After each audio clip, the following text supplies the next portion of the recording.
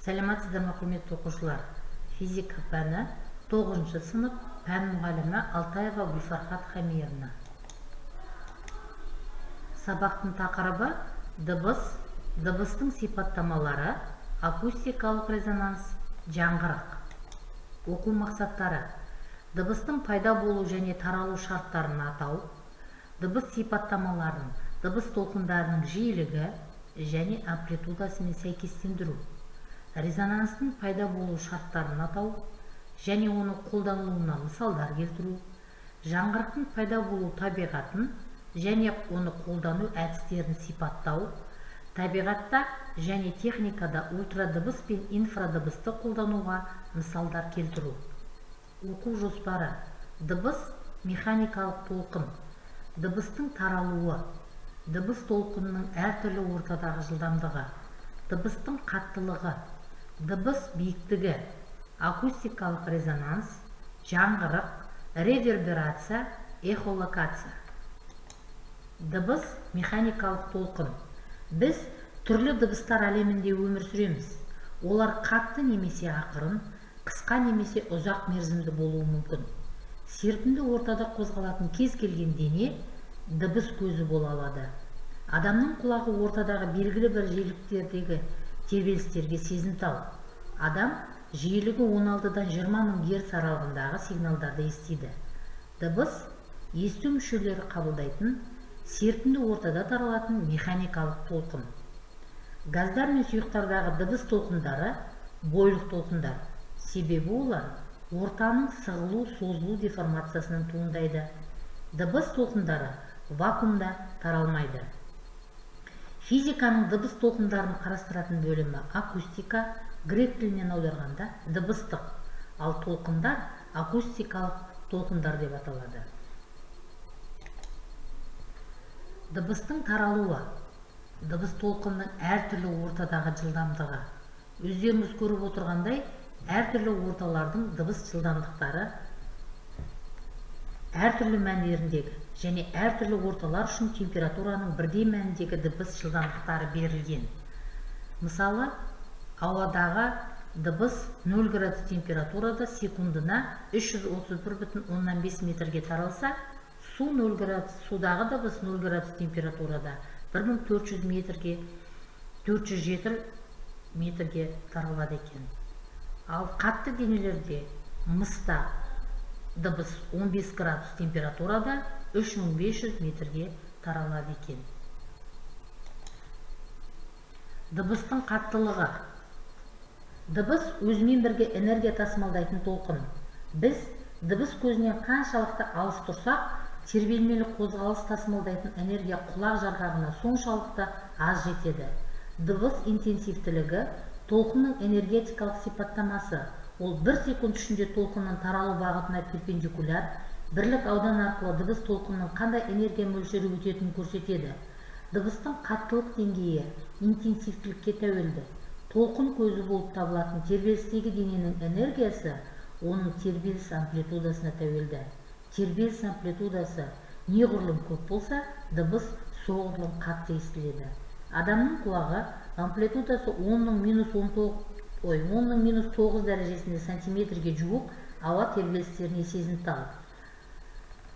Ал амплитудасы 10-2 дәрежесінде сантиметр тербеліс құлақ жарғағына зиян келтіреді.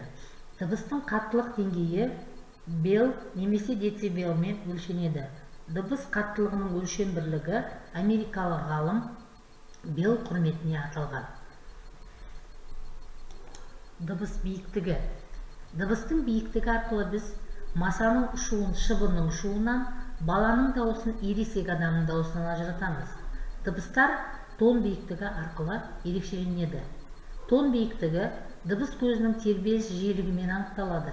Тербеліс жиілігі жоғары болса, дыбыс тоны да биік болады. Бұған өздеріңіз көріп отырғандай, осциллографтағы дыбыстық генератор көмегімен алынған тербелістер тармақтары арқылы көз жеткіземіз. Музыкалық аспаптарды қалыпқа келтіру үшін камертон қолданылады. Ол дыбыс биіктігін реттеуге қажет белгілі бір жиіліктегі дыбысты алуға мүмкіндік береді. Мысалы, бірінші октаваның ля нотасына сәйкес дыбыс шығаратын камертон жиілігі 440 Гц тербеліс тудырса, ал до нотасы жиілігі 261,6 Гц тербеліс тудырады. Камертон тұғырға бекітілген майыстырылған металл өзекті құрылғы. Акустикалық резонанс. Шыныдан жасалған заттардың бізге көрінбейтін себептерден дірілдеуі акустикалық резонансқа мысал бола алады.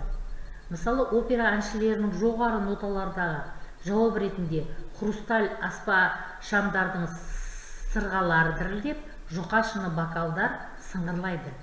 Камертон дыбысына рояль шектерінің бірінің дыбыс беруі акустикалық резонансқа мысал болады. Акустикалық резонанс дененің меншікті жиілігі дыбыс толқынының жиілігімен сәйкес келгенде дене тербелісінің амплитудасының артуы. Акустикалық резонанс құбылысы практикада музыкалық аспаптардың шегінің дыбысталуын күшейту үшін кеңінен қолданылады. Олардың әрқайсысында шанағы болады, ал ағаштан жасалған пішіні және өлшемі белгілі корпус. Корпустағы ауа шектерінің дыбысталу жиілігімен тербеліп, аспаптың дыбысын жоғарылатады. Жаңғырық, реверберация.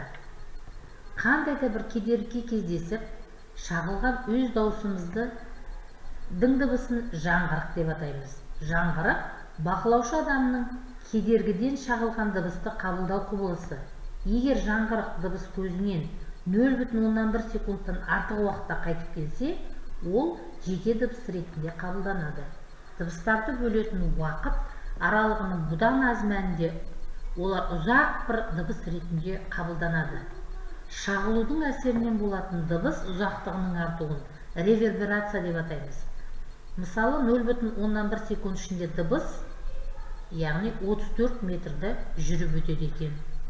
Оның бастапқы дыбыс көзіне қайтып келуін ескереміз. Демек, жаңғырықты есту үшін дыбыс көзінен кедерге дейінгі арақашықтық 17 метрден кем болмауы керек. Эхолокация. Дыбыстың шағылуы эхолокацияда ультрадыбыс көмегімен дененің орнын анықтауда қолданылады. Ультрадыбыс жоғары энергиялы және жиілігі 20 000 Гц-тен асатын дыбыс толқындары. Эхолокация ультрадыбыс көмегімен денелердің орнын анықтау. 20 ғасырда неміс инженері Бам тереңдікті анықтайтын эхолот гидролокатор аспабын ойлап тапты. Қазіргі заманғы эхолот ультрадыбысты жіберуші құралдан, қабылдағыштан, мәліметтерді өңдейтін прибордан тұрады. Бүгінгі тақырыпты қорытындылай бере, мынандай сұрақтарға жауап берулеріңіз сұралады. Бірінші, дыбысты ең жақсы оқшаулайтын не? Екінші, музыкалық аспаптың бір ғана шегінің көмегімен әуен ойнауға бола ма? Үшінші, мылтық атылған алыстан бақылағанда алдымен неге оқтың түтінін көреміз? Сосын дыбысты естиміз. Тыңдағандарыңызға рахмет. Сау саламатта болыңыздар.